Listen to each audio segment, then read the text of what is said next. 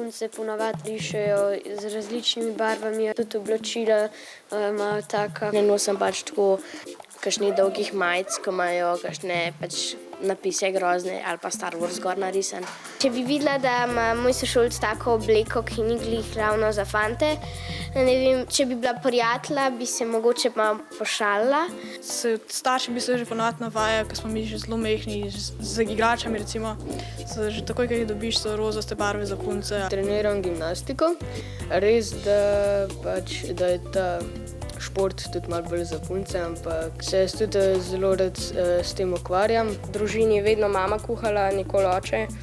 Zato se mi res zdi, da ženske znajo bolj kuhati. Ko sem bil mehen, sem imel dosti dolge lase, pa so tudi kakšni so malo se mi zdivali, da sem punca v bistvu.